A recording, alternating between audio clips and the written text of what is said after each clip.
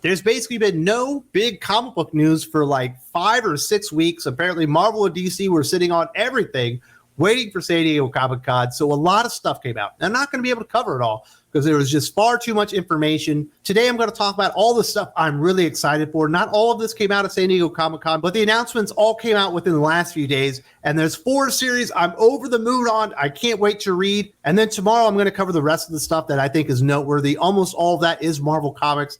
DC, everything they announced essentially was Batman, and I'll talk about that in the solicitation video. The big news coming out of DC Comics, Todd McFarlane and Greg Capullo are finally publishing a long-awaited Batman and Spawn crossover. Batman Spawn #1 is a 48-page one-shot that hits comic book store shelves on December 13th. It also marks the first time that Batman and Spawn have appeared on the printed page together in nearly 3 decades. Speaking at San Diego Comic-Con, Todd McFarlane called Batman Spawn #1 the biggest book of the year. He also called Greg Capullo the greatest Spawn artist ever. My goodness, that is enormous news. There isn't a bigger franchise in indie comics right now than Spawn, and there's not a bigger franchise in American comics right now than Batman. Putting the two together, adding Greg Capullo as the artist, and then the inker is Todd McFarlane? Are you kidding me? They won't even need to use marketing gimmicks to sell like 450, 500,000 copies of this to comic book retailers. People are going to be so excited for this comic book. Yes, we have seen the two team up in the past. There was one from DC Comics. There was one from Image Comics. It appears this one's going to be from DC, so I'm not certain who's going to write it. You would assume it's going to be Todd McFarlane, but in the past when DC has done these crossover titles and they published it, you know, with characters from other universes, they brought in one of their own writers. If this was 3 years ago, I would have assumed James Tynan's going to write it.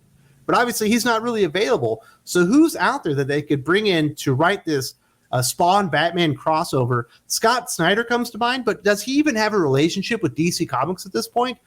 Whoever it is, they have the easiest job in the world. You get to write a badass crossover comic book story that is essentially fail-proof. Whoever the writer is just like the cherry on top. It almost doesn't matter who they put on there. This thing is going to sell so many copies. It's absolutely amazing.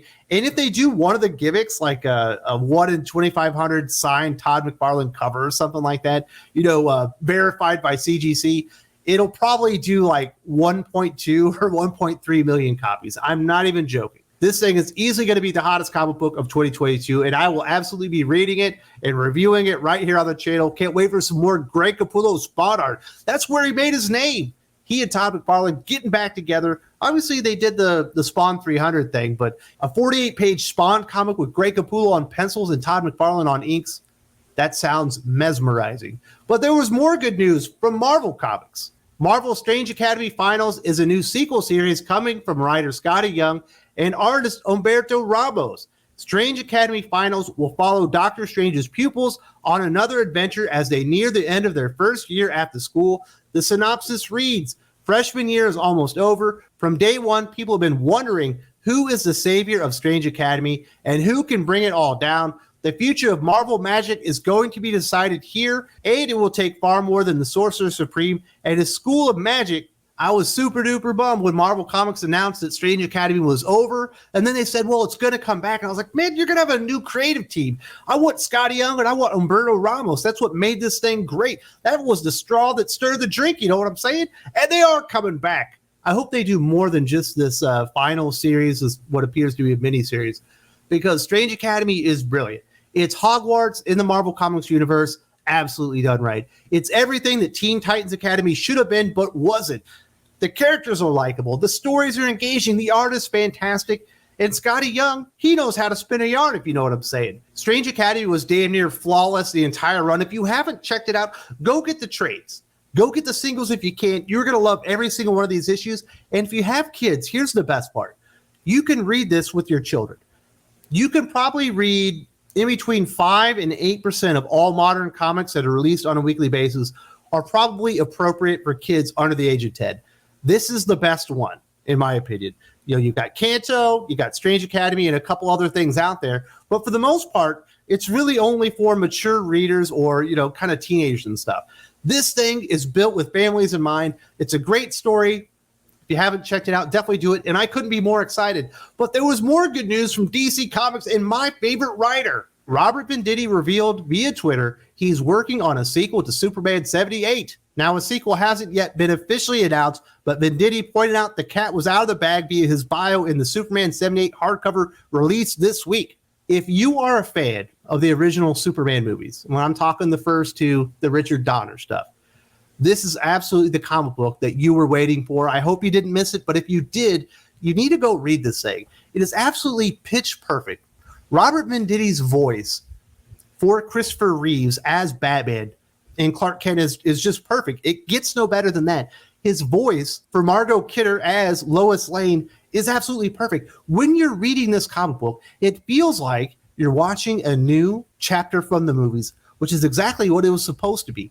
It was so brilliant, and because it was comic books and it wasn't, a big screen movie from the 70s and 80s, he was able to incorporate some really cool villains we hadn't seen in the movie universe. Specifically, we got to see a very cool version of Brainiac. We got to see some really cool deep cuts into the past of Brainiac and Action Comics and stuff like that. And I was a really big fan. It's essentially perfect from the very first chapter all the way to the last. And I'm so happy that we're actually getting more. Robert Venditti deserves more work. In my opinion, he's the best comic book writer in the industry today. If Robert Venditti's name is on the byline, read the damn comic book and you're likely to be happy. The only thing recently that he's written that I didn't really like is World of Krypton. And it wasn't because it was badly written. I just don't care about Krypton other than it being a part of Superman's origin story. Like, I don't want to go back to Krypton and learn what happened there. I don't find that particularly intriguing, but Superman 78 it was so beautiful. It was not only a love letter to Superman, to Christopher Reeves, to Margot Kidder, to Richard Donner, the Superman movies, and everything that Superman really represents that's good in this world. Superman 78 follows the continuity of director Richard Donner's Superman films, which famously starred Christopher Reeve as the Man of Steel. Donner's original Reeve-led Superman movie released in theaters in 1978. A sequel, Superman 2, followed suit in 1980. Set after the events of Donner's Superman 2, the series ran for a total of 6 issues, concluding this past January. And the hardcover came out this week. Go out there and get you a copy of that hardcover, because there's a special little Easter egg waiting underneath, like the dust cover. The dust cover is the Wilfredo Torres cover that I believe was on the very first issue. But if you take that bad boy off, it's like a cassette tape of the Superman movie. It's one of the coolest ideas DC Comics has had in a long time.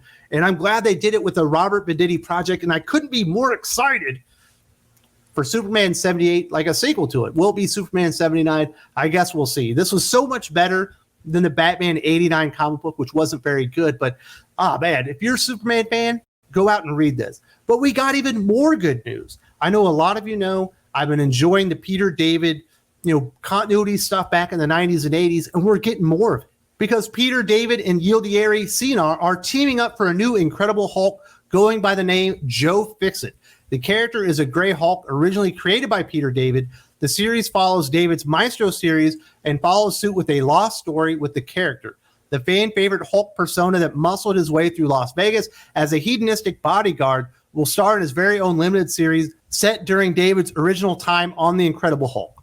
If you are a longtime Marvel Comics reader and Hulk fan, you already know that Peter David pretty much wrote the best Hulk run of all times. Like, Peter David is the greatest Incredible Hulk writer that there's ever lived. And it was a lot of fun seeing him go back and do those Maestro stories. We're about to finish up the trilogy. We got Maestro War and Pax, and then Maestro World War M. If you haven't read those, go check those out as well. But I cannot wait for this, because this dude has been on fire with these series. We had the Symbiote Spider-Man stuff, which I didn't know I wanted to read more Symbiote Spider-Man. It was an interesting time for the character. I think things worked out better in the end when we got the Venom reveal and all that stuff. But he went back there, and he really made it work, except for the King in Black tie-in, which felt superfluous and completely unnecessary. But all the other issues really work. They're always done in 5-issue miniseries, and we're getting a lot of cool stuff from classic Marvel creators like Peter David, Larry Hama, Chris Claremont, David Michelinie, and others going back and doing these things. But the Peter David stuff is the very best, and I guarantee you Joe Fixit is absolutely going to be worth it. Also, the David Michelinie Venom Lethal Protector series is really good as well. Some of the others are kind of hit and miss, but if you're a Marvel fan and you can't read anything at Marvel nowadays because they're kind of messing up the continuity or whatever, check out these little throwback series to like the 80s and 90s. They are an oasis of greatness in a desert of futility when it comes to Marvel Comics. They really stand out, and Peter David is as good as he's ever been as a comic book writer. This is what he had to say about Joe Fixit. When I created Joe Fixit decades ago, it was merely as a means to shake up the standard formula. Typically, Bruce would have set up some sort of situation, and he would have worried that the Hulk would inevitably show up and screw. The storyline with Joe flipped the formula on its head and set up the Hulk with this great situation in Vegas, and he was worried that Bruce would show up to screw things up. I had no idea that the character would have this much staying power and that so much would eventually be done with him in the pages of the Immortal Hulk. I'm thrilled that Marvel has given me this opportunity to revisit with an old friend. Shockingly, a great creator like Peter David was able to take a typical formula with the Hulk story, turn it on its head, and people are still talking about the character like 30, 40 years later. And if you didn't check out that Immortal Hulk run from Al Ewing with art by Joe Bennett, it was really, really good, I think up until about issue 22 maybe? Then I think it kind of falls apart. But there's a lot of really cool deep cuts talking about Peter David's Hulk run. If you're a fan of Peter David's Hulk, you might want to go check that out as well. You're definitely going to get some Joe Fixit, but you're going to get a lot of other stuff in there as well. I couldn't be more excited about this one. Peter David on another Hulk book set out of this continuity, kicking ass and taking names? Absolutely. I mentioned earlier that I'm the world's biggest Robert Venditti fan. A lot of you may know that. I actually had the privilege. Robert Venditti came onto the channel and we did like an hour conversation about his comic book writing career. We even talked about Superman 78.